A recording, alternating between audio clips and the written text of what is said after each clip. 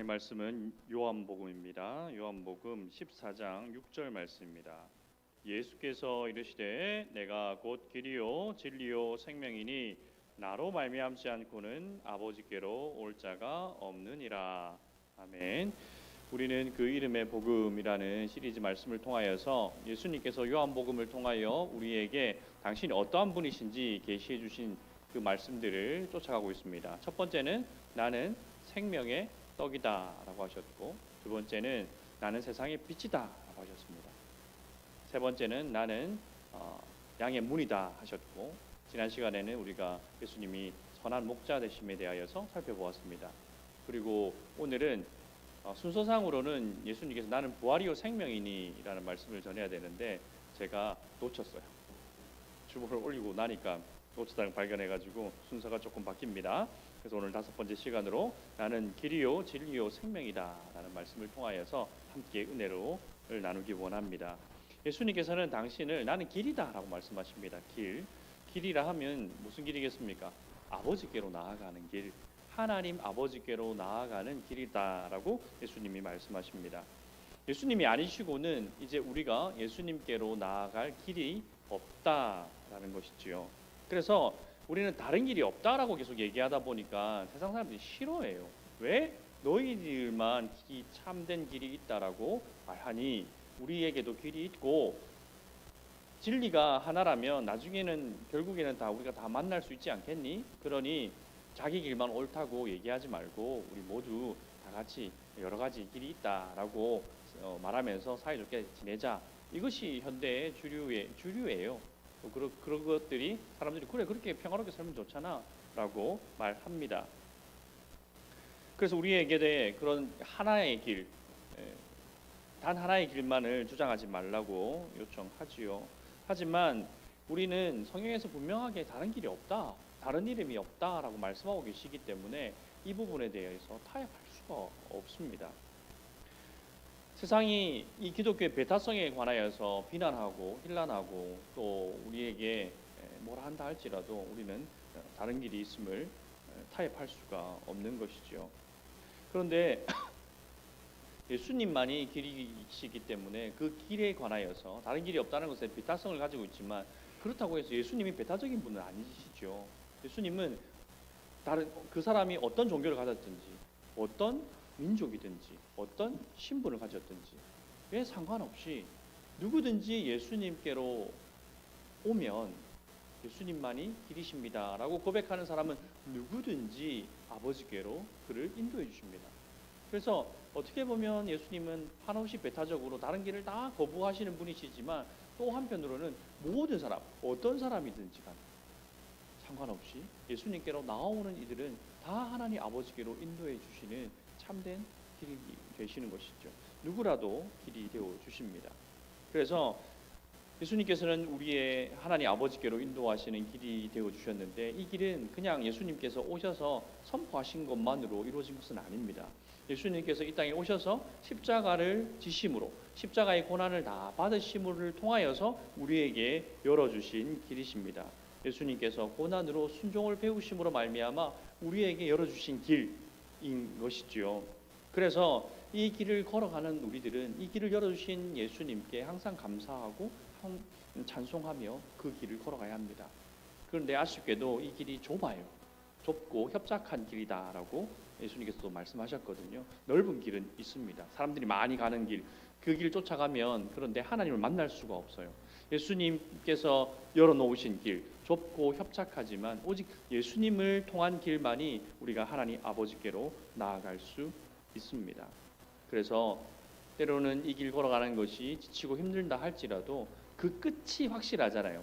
그 끝이 하나님의 나라이고 하나님의 영광을 볼 수 있는 길이기 때문에 우리는 좁고 협착하여서 때로는 힘들기도 하고 때로는 상처받기도 하지만 다른 길로 가지 않고 오직 이 길, 예수님만 따라가야 하는 것이지요.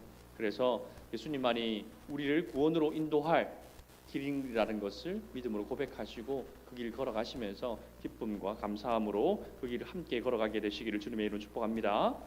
두 번째는 예수님께서 당신을 진리다, 나는 진리다라고 말씀하시죠. 요한복음 17장 17절 말씀에 보면 진리로 그들을 거룩하게 하옵소서, 아버지의 말씀은 진리이니이다라고 말씀하셨어요. 그 진리가 무엇이냐면 하나님 아버지의 말씀이 진리예요. 그런데 예수님께서 내가 진리다라고 말씀하셨거든요. 그럼 무엇이겠습니까? 예수님께서는 이 땅에 하나님의 말씀을 우리에게 보여주시기 위하여서 오신 거예요.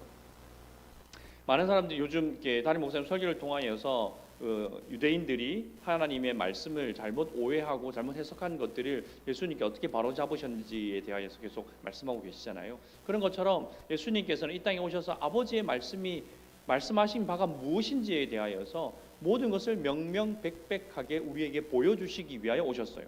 그래서 예수님이 아니시고는 우리가 하나님이 어떠한 분인지를 알 수 없습니다.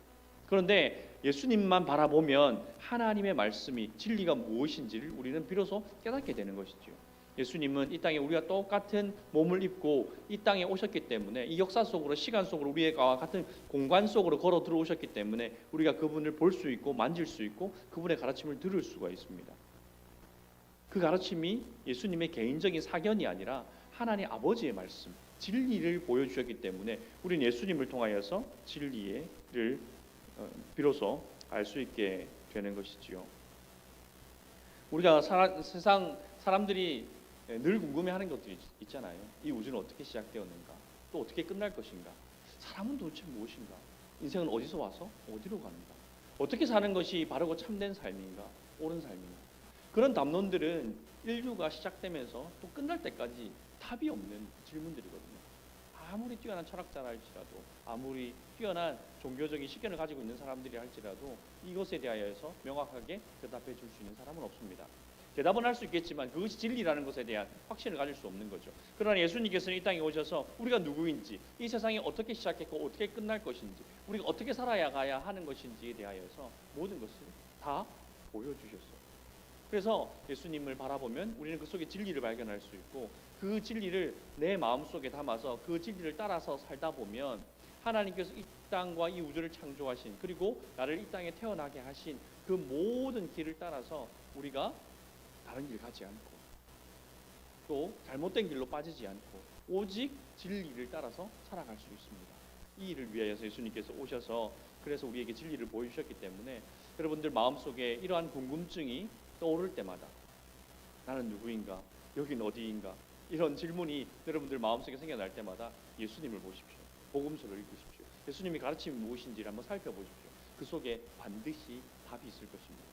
왜냐하면 예수님이 진리이시기 때문입니다. 마지막으로 예수님을 당신을 생명이라고 말씀하시지요. 생명이 무엇입니까? 살아있다라는 거죠. 살아있다는 거죠. 단지 생물학적으로 살아있다라는 것을 의미하는 거 아닙니다. 생물학적으로 살아있다는 것이 아니라 예수님이 말씀하시는 생명은 하나님과의 교제 속, 하나님 아버지와의 회복된 관계 속에서 살아가는 것이 바로 생명입니다. 영원토록 살아가는데 하나님과 관계없이 살아가는 것은 비참해요. 왜냐하면 그 끝이 천국이 아니기 때문에, 그 끝이 영원한 형벌을 받는 지옥이기 때문에 하나님과 관계없는 생명이라는 것은 아무런 의미가 없고 오히려 비참하지요. 하지만 예수님 안에서 예수님이 주시는 생명은 영광스럽습니다. 하나님의 그 나라에서 함께 누릴 영광을 우리에게 주시기 때문이지요. 하나님의 인자와 긍휼은 무궁하십니다. 그래서 하나님께서는 그 생명을 가진 이들에게 하나님의 은혜와 긍휼을 한없이 부어주세요. 생명이 있다라는 것, 살아있다라는 것, 어떤 의미입니까? 어떤 이미지가 떠오르십니까? 활력이 넘치고 소망이 있고 그리고 뭔가 기대가 생기지 않습니까? 여러분들 시체를 바라보면서, 시신을 바라보면서 거기에서 무슨 소망을 발견할 수 있겠습니까? 아, 이 시신이 나중에 어떻게 될까? 시간이 지나면 어떻게 될까? 어떻게 됩니까? 다 썩어지죠. 아무런 소망이 없어요. 그러나 생명이 있는 것. 여러분 어린 아이들을 바라볼 때 우리가 그들에게 소망과 희망을 발견하는 거 왜 그렇습니까? 그 속에는 아직도 그가 살아가야 될 수많은 날들이 있기 때문에, 그 속에 생명력이 넘치기 때문에 그렇지 않습니까? 여러분의 삶은 요즘 어떠세요? 생명이 넘치세요? 그런 것 같아요. 활력이 넘치세요? 아침마다 소망이 있으시고 아침마다 새로운 힘이 솟아나시나요? 그렇지 않다면 예수님을 다시 한번 깊이 영접하셔야 됩니다. 예수님이 생명이라고 말씀하셨기 때문에 그 예수님이 내 마음속에 계시다는 것을 다시 한번 나에게 복음으로 들려주어야 합니다. 그래, 오늘도 예수님이 나와 함께 하시잖아. 예수님께서 오늘 나에게 새로운 하루를 허락하셨잖아. 예수님이 생명이시기 때문에 생명이 있는 이들에게 생명이 있는 것들은 어떤 현상이 일어납니까? 자랍니다. 그리고 꽃이 피고 열매를 맺어요. 그리고 활동하고 움직이지 않습니까? 그리고 그 가운데서 뭔가 결과를 만들어내는 것. 그것이 바로 생명이 있다는 것의 증거거든요. 여러분들 안에도 예수님이 계시기 때문에 우리 안에 계신 그 예수님이 우리에게 생명을 주시고 그 생명은 우리에게 새로운 소망을 주십니다. 그것이 매일마다 새로워요. 그래서 성경은 하나님의 성실하심이 크시도소이다라고 찬양하는 겁니다.